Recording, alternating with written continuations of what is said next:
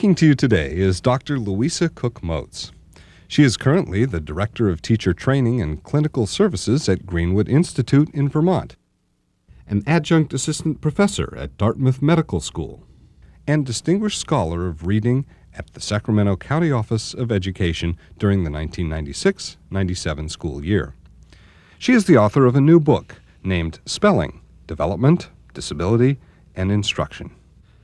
She is also a consultant with the National Institute of Child Health and Development and is a member of the National Board of Directors of the Orton Dyslexia Society. Soon to be released, she is a co-author with Barbara Foreman of a basal spelling program for a major publishing firm and a co-author on a new test of written spelling.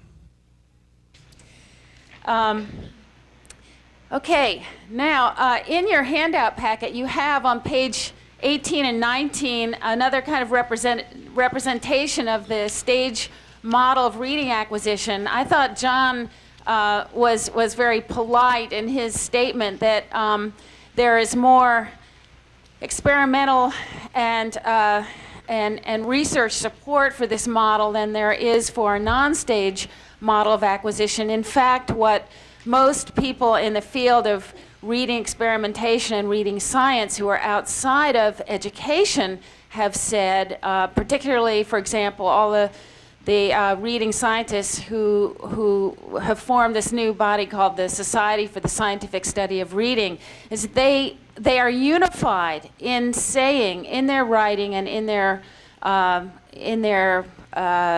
presentations, that it is one of the great discoveries of modern psychological science that we now understand the nature of basic reading acquisition, what differentiates a good reader from a poor reader, and what has to go on in the reading acquisition process for people to be successful. So there is not really any disagreement, any substantial disagreement anymore in the Society for the Scientific Study of Reading about these basic facts of word recognition.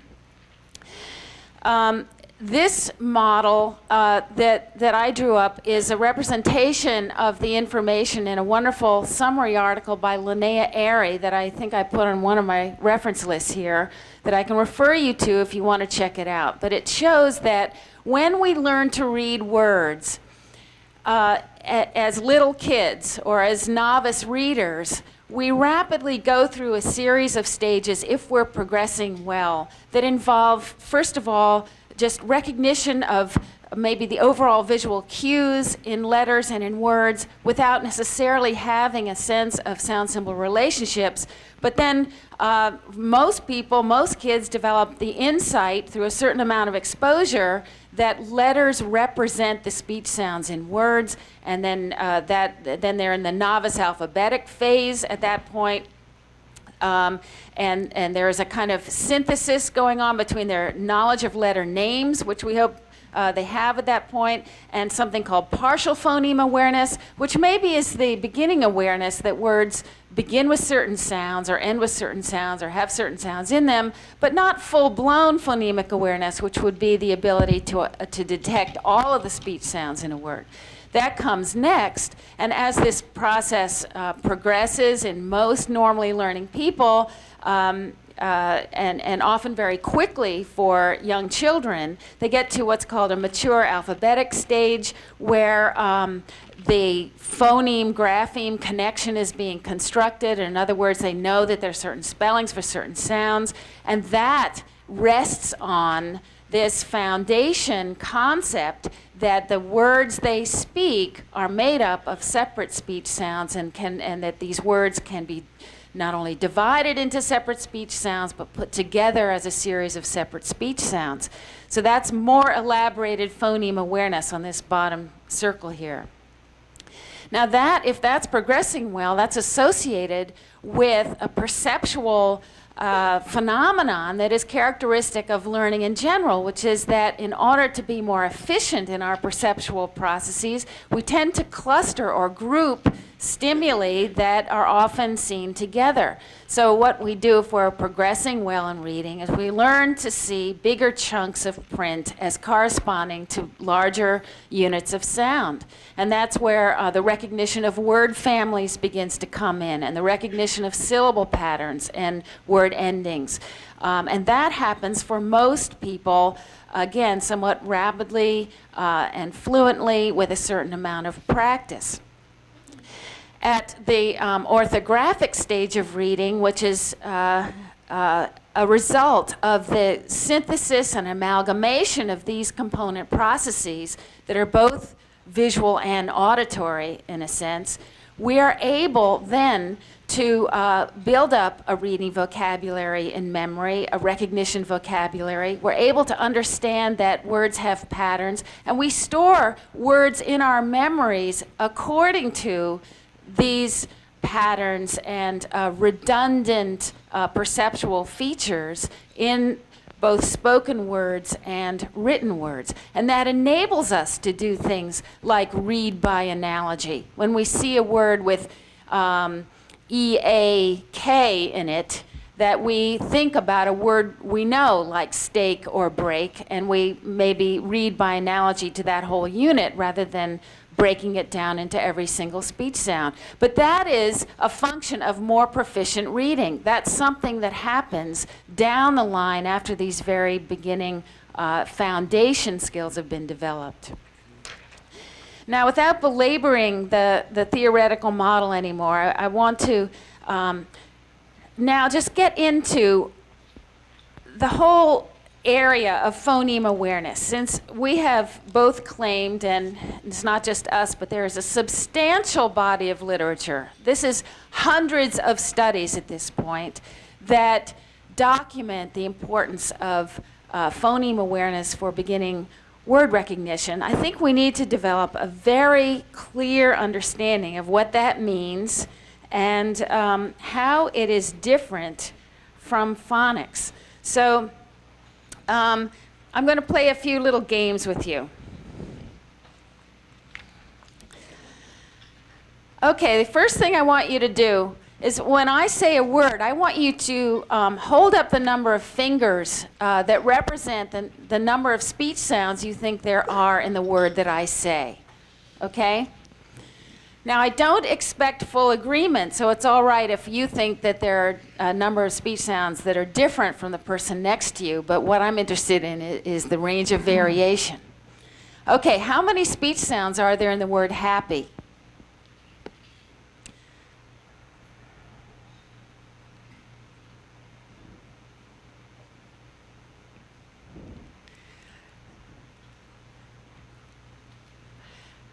All right, this is interesting. I see a range from 2 to 5 with more votes for 4. The answer to that is 4. There's a h, an a p, and a e. And one of the questions you would have is, are there 2 p sounds in happy? And the answer is no, there's only 1. If there were 2 sounds in happy, you would say happy, right? And you don't say it that way. You only make 1 speech gesture with a p. And also, some of you might be counting syllables as sounds. If you thought there were 2 in happy, there are 2 syllables, but there are 4 speech sounds. Okay, let's try another one. How many speech sounds are there in the word once?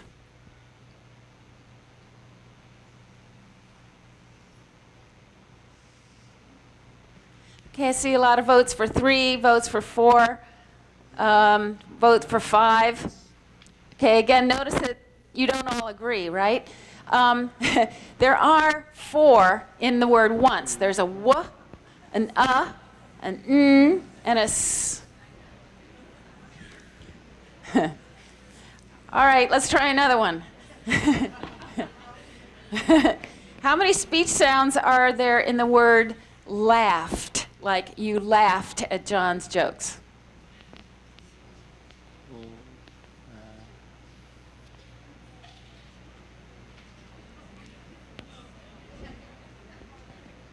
I should have you hide your eyes and do this. Well, you're better on this one. It is 4. O, A, F, and T. Notice that the number of speech sounds is not the same as the number of letters, obviously. And that's what I'm trying to do, is to get you to realize that the number of letters is often very deceiving and not equivalent to the number of speech sounds at all. These are my colored blocks. All right, now, to do this more on a kid's level, if we wanted the kid to show us how many speech sounds in go, there would be 2, right? G, O.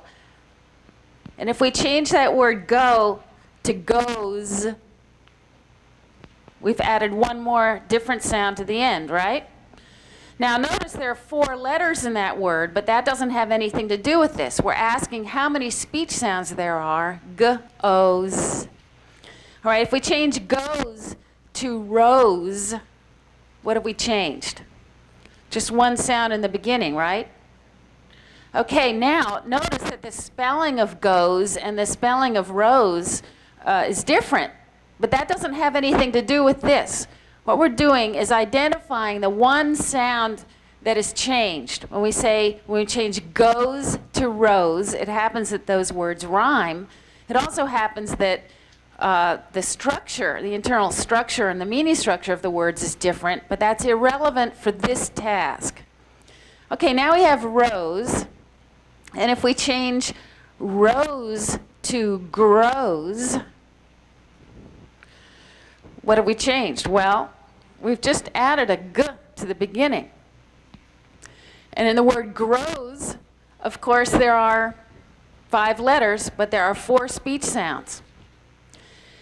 Now, if I asked you how many speech sounds there were in the word grow, well, you would take the z away. But in the word grow, if I had just asked you how many speech sounds there were in grow, some of you might have said that there are 4. And you might have said that because you know how to spell the word, and when you say grow, your mouth ends up in a rounding position that is like a W, right? So often in an audience like this, half the people will say, hey, grow has a w on the end. I'm sure it does, because they feel what their mouth does when they say O. But when I asked you how many sounds there were in go, the word go, that you know is spelled G-O, I don't think you'd have any trouble with that. You would say, oh, there are 2 sounds, right? So if we change go to grow, we have 3, and there is not a separate w on the end. The reason that I'm hashing this through with you a little bit is that in teaching children, the most common mistake we make is that we do not separate in our own minds the difference between a speech sound and a letter representation for that. And when we talk about phoneme awareness, we're talking about sounds, not letters. So it's very important that you stop thinking about spelling when you're working at the level of phoneme awareness and phonology with children. Okay, if this were grow, let's change it back to grows. And in grows, we have 4 sounds, g, o, and z. Also, by the way, if I'd asked you to code grows, some of you might have said there are 3 sounds in grows, because you would have told me that gr is 1. But if gr is 1, then what is the g in goes? What's the difference between goes and grows? Well, there's an extra sound in there, right? So another mistake we make in teaching children is thinking about or teaching consonant blends as one sound. They are not one sound. And because there are 2 sounds in the blend in grows, that makes that word different from goes. That's very important. All right, we've got grows here. If we change grows to shows, how many sounds are in shows? Because sh is one speech sound. Sh is one speech sound. A very important concept for teaching phonology and phonics is that many sounds are represented with 2 or more letters. But that doesn't make them 2 sounds, okay? Okay, this is shows. 3 sounds, 5 letters. If we change shows to show, it's 2 sounds and 4 letters. But show rhymes with go, and that's 2 sounds and 2 letters. Okay, so just keep this in mind, that in order to engage in phoneme awareness activities, you have to extract yourself from your knowledge of spelling in order to think about sounds. And remember that your naive children who haven't learned how to read and spell yet are trying to figure out about sounds when they do these activities, and you can confuse them very easily with spelling unless you keep it straight. We're going to show you a videotape at the end of the morning in which the teacher got herself into trouble for that very reason. Okay, here's another challenge for you. I want you to say this word backwards. I will say a word, and I want you to say the word backwards. That is, say the sounds backwards. Okay, here we go. Tub. Butt. Kiss. Good. Time. Might. Time, might. Just reverse the sounds. Forget what you know about spelling. Here we go. Judge. Judge, right. All right, ice. Very good, class. Cuts. Stuck, right. Easy. Easy, right. That's an easy one. Okay, votes. That's good. You're a little slow. All right, how about chance? All right. How about enough? Funny, yes. Now notice how long it took you to figure that out. Okay, when I challenge you at that level, it takes some mental effort, doesn't it? All right, try this one. Say philosophy without the ah.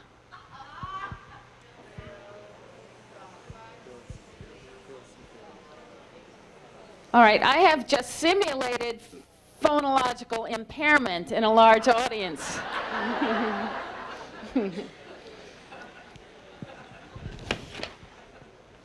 That's the way your kids feel when you ask them to tell you to code the number of sounds in a word, and they're thinking a lot about it and working very hard to figure that out. All right, now, what is phoneme awareness? I hope I've just demonstrated that to you, but it is one aspect of phonological processing. You do have a handout with this information on it. Phoneme awareness is the conscious awareness that words are composed of separate sounds and the ability to identify and manipulate those sounds. It is not the same thing as phonics, but this is more important. It is an aspect of phonological processing, and phonological processing is a much broader umbrella term for a whole level of language processing that figures prominently in learning to read and write, also in learning to speak a foreign language or a different language, also in many other related activities, and I've listed some of them here. Articulation, just the ability to say the speech sounds accurately that are in the inventory of sounds in a language, is an aspect of phonology that's very important. And one practical application this has in the classroom is that when you, the teacher of kindergarten, first or second grade, have children who cannot articulate the specific sounds in the language, those children, of course, are at risk for having analogous problems in word recognition and spelling. Word pronunciation. One of the differences between people who read well and people who don't read well is how quickly they can pronounce novel words accurately. Hugh Katz at the University of Kansas has done a number of interesting experiments about this, and one of the tests he uses for a phonological processing problem is he asks people to to learn a list of novel words and then remember them over a series of trials. And the people who are poor readers do that less well. Short-term memory. If I say to you, repeat this after me, 7, 9, 2, 4, 8. Say it back. That's not bad, but I just did an easy one with you. That is an aspect of phonology or phonological processing. You remembered information that is minimally meaningful in your short-term or working memory and repeated it back. But if I asked you to do the same thing in about 30 seconds, you'd have no idea what you just did because you used a short-term memory loop in your brain that is designed to hold information for a few seconds until it's processed and then discard it. It's a separate memory system for your memory for events, for example.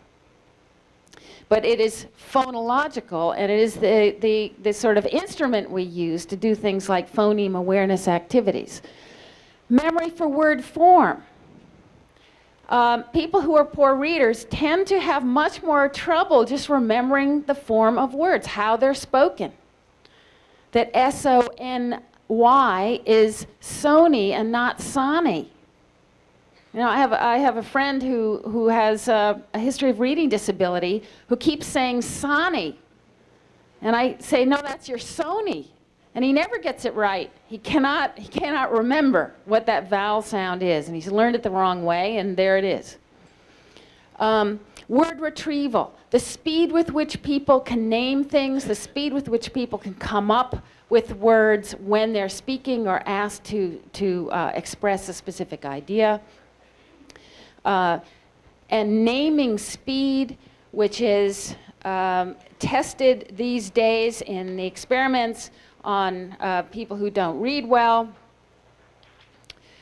with this particular task, which is say these letters as quickly as you can from beginning to end. So there are timing norms for this, and of course the person needs to know the letter names to do this, but you say go, and they just go O-A-S-D-P, A-O-S-P-D, S-D-A-P-D. I've gotten pretty good at it because I've practiced.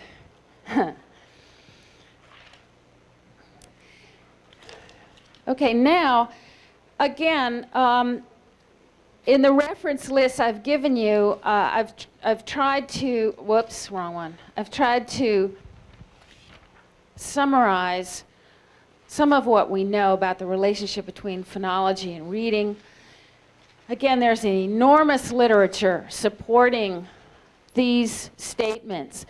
I am not a proponent of phoneme awareness. And when people characterize this scientific foundation as a sort of philosophical argument or just a point of view, I have to take issue with that. I am a proponent of what has been shown by many convergent studies that of a kind of truth about language learning that has interdisciplinary, replicated, long-term support in the literature. And these are some of the findings of research that we feel are in the realm of fact at this point. One is that phonological processing is a language function that's independent of intelligence. That's why so many bright people can have trouble learning to read and spell and do things like say enough backwards. Or how about this? How many of you enjoyed doing Pig Latin when you were kids? Yeah, you're probably good at reading and spelling too. People who don't enjoy Pig Latin and had trouble with that typically also report having more trouble learning a foreign language, for example. Okay, but it doesn't have to do, how well you do Pig Latin, fortunately, is not related to your IQ. Isn't that a relief? All these years you thought you were just slow. Okay, now, we certainly know from many studies that phoneme awareness is one of the best predictors of reading, at least by the end of second grade or third grade. A measure of that in kindergarten is one of the best predictors we have. Now, dyslexia. I'm using the D word in this presentation. I avoided it last time. I'm using the D word because at this point in the longitudinal studies that have been done of people with reading problems, the estimate is that about 20% of the population could rightfully be called dyslexic or partly or mildly dyslexic, and this is a condition that occurs on a continuum. So I'm using this D word to mean trouble with words, trouble with this level of language, and the conservative estimate is that about 20% of the population has these characteristics to some degree. So we're not talking about just the population with severe disorders who get into special ed. We're talking about a fairly common condition that affects people, at least who are trying to learn English. People with poor reading are characterized by weaknesses in phonological processing. Now, this is the part that's new and sort of interesting, that phonological abilities are heritable. In the University of Colorado studies where twins have been followed and families over 3 generations have been followed now for 20 years, the factor in determining how well somebody reads and spells is their ability to perform on tests of phonology, to say words backwards, or to do Pig Latin, or to count the number of phonemes in words. And that is a trait that seems to be passed on from one generation to another. It's a highly heritable characteristic. But conversely, many things that many of our characteristics are heritable, are passed on, but they are modifiable. And certainly this is a characteristic that is modifiable, particularly if the intervention is early and if it's expert and if it's carried on for a long enough period of time. So we're not talking about an immutable characteristic, we're talking about one that merits early and direct intervention in order to be modified. Reading and spelling improve most rapidly when phoneme awareness is taught with letter-sound relationships. Now, John's going to get a turn in a second to talk about this, but we also know that phoneme awareness instruction and work on phonology should not be separated from sound symbol learning any longer than it has to be. And when kids are ready for instruction in sound symbol relationships, they need to get that. This should not be some kind of a new thing that we put into the curriculum that we force down kids' throats for hours a day and keep them from learning how to read and write if they're not up to a certain standard of proficiency. We should be finding the point at which reading instruction coincides with phoneme awareness instruction and carrying that out as quickly as possible. Now, I've learned a little bit since I spoke to you last, so this is stuff that's in my book and some other articles, but I'm sorry I don't have a handout on this. But some of this should just make intuitive sense to you. We know that learning to spell is more difficult than learning to read words. And of course, that's true in the kids you work with. Kids usually learn to read words before they learn to spell them. They need more deliberate work on spelling to learn it than reading. And that's because they can recognize words on the basis of a partial visual memory, and they don't need a complete visual memory to do that they need for spelling. And some of the some of the researchers who've written a lot about this are Jutta Frith and Bruce Pennington and Maggie Brook. Now, in normally progressing children, or those who we say are non-dyslexic, or kids who don't have real difficulty with this, spelling and reading are very well correlated with each other. Now, reading is still more difficult than spelling, but the two functions develop in parallel quite closely in most normally developing kids. I found out a couple weeks ago that Linnea Airy had just done a study in which she showed that in kids who have spelling problems, that correlation is much less strong.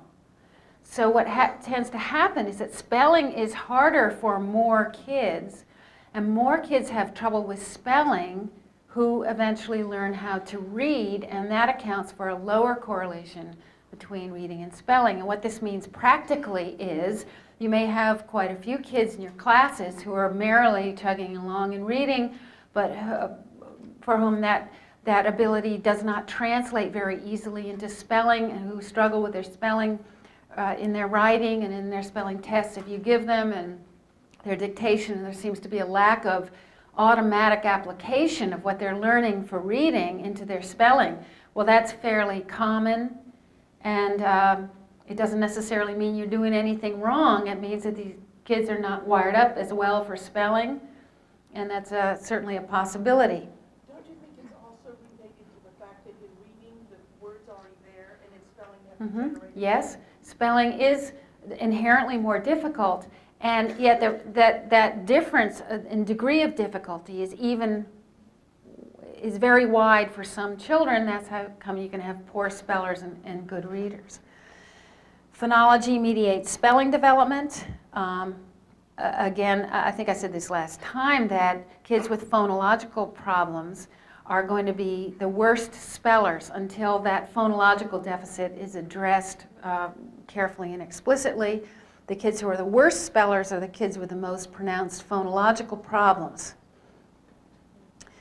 Now, this idea that visual orthographic memory is almost unrelated to, sorry about the double negative, but almost unrelated to non-linguistic visual spatial memory.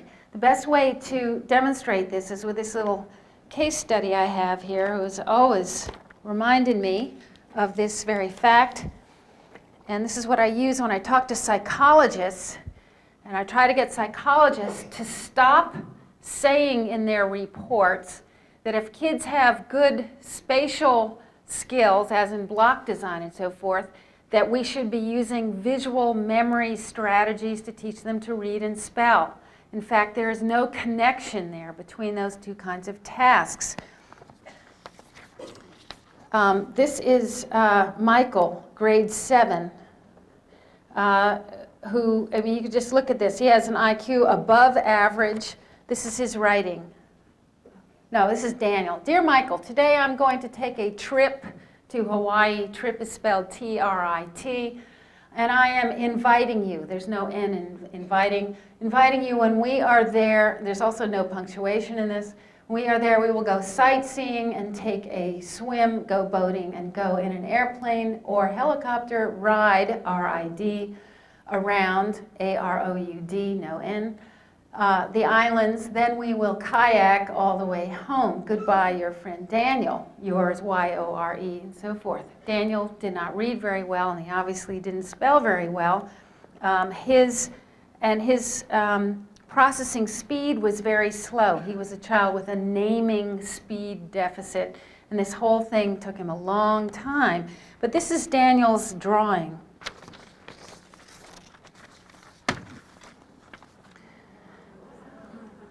Daniel had never had any instruction in how to draw. He went to a poor rural school in Vermont where they didn't have an art teacher. It wasn't in the budget. But he won an award from the Governor's Council on the Arts for being so capable at graphic art. And this was something he just, drew off in my office after the spelling test was over. And it was a dramatic illustration for me of the lack of relationship between spatial reasoning that is non-linguistic, like this, and the ability to spell. There is almost no correlation.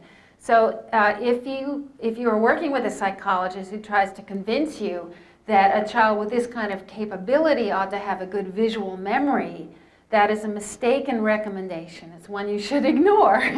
And what you have to do is focus on the fact that this child has some fundamental confusions about the speech sounds in words and the units of spelling that represent them that have to be taught as deliberately as we would teach them to a kindergartner, but with material that is suitable for his interests and his speaking vocabulary.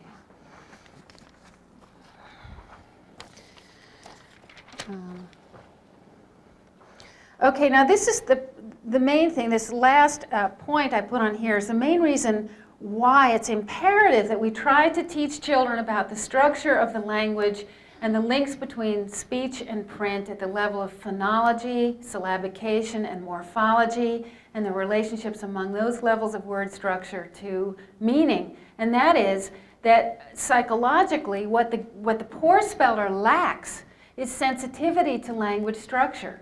What the good speller has is sensitivity to language structure. For the good speller, it is not a problem that the word gentle can be divided one way to make syllables and another way to make morphemes. That person is entertained by that idea, sees it right away, wants to know more examples that do the same thing, and will tell you other words that have that morpheme in them with a great big smile. You know, that's great.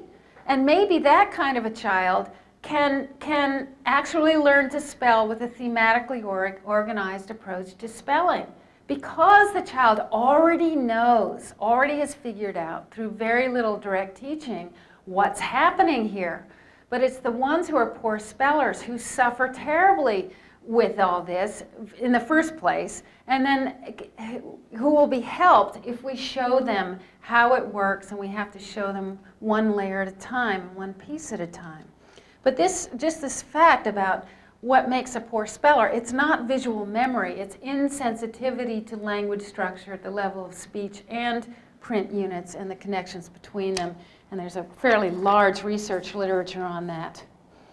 In fact, Frank Valentino has shown repeatedly that it's not a visual memory issue for kids who are poor spellers. Now, I'm going to talk for a few minutes about invented spelling and phonetic spelling because I think it's another area in which we have misinterpreted the import of the research literature. And I want you to see this. This is a child's writing. This is September 10th of this year. Okay? It's a drawing, and then there's a caption under it. What do you think it says?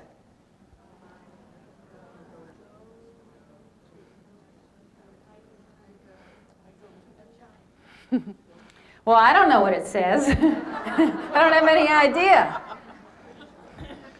This child is pre-phonetic, or maybe has some sense of beginning consonant sounds, but it's hard to tell. I mean, there's an I and a G and a T, period. That's it. That's the story. Okay, now, this is the same child after 6 weeks in first grade. This is journal writing, okay? I went to the birthday. Me and Cassidy made our bedroom into a haunted home. I showed my Gram and Gramp. You can see that. Okay, there's a nice picture of and the birthday cake and the balloons and the family. And then we have all this writing. This is journal writing.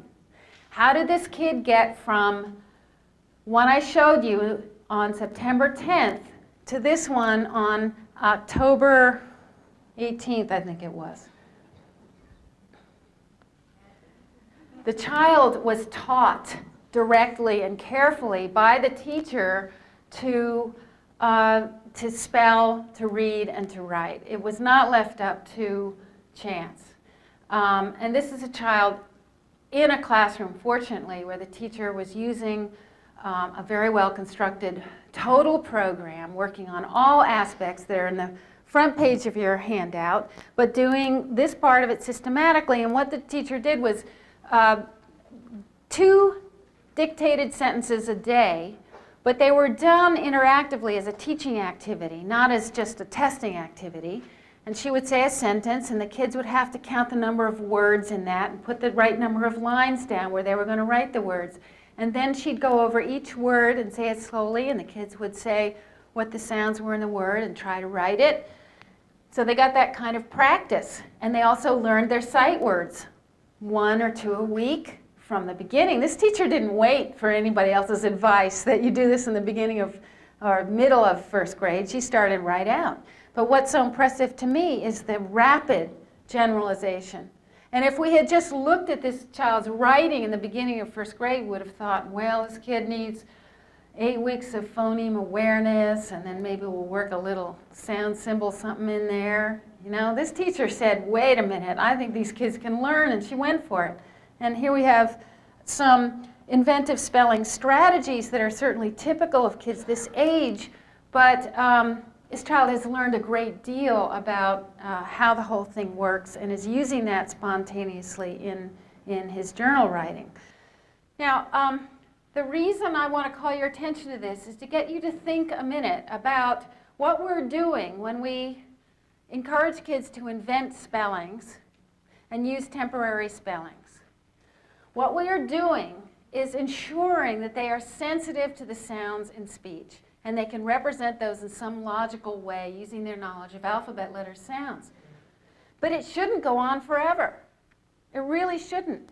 There's a lot else to learn, and kids have to, once they get to that step, and it's a wonderful step, it's an important step. When they're at that step, they need to be expected to go beyond it and learn the content of the spelling system and how it works, because if they're glued to this level, they will be writing as if they were Serbo-Croatians, and then that's not all that adaptive. I guess the point is, teach it explicitly, teach it directly, don't shy away from that. Take things out of context when you need to, have an order in a system, teach phonology in a direct way that's linguistically accurate. If you can find a system that does that, get supervision if you haven't any idea how to do it.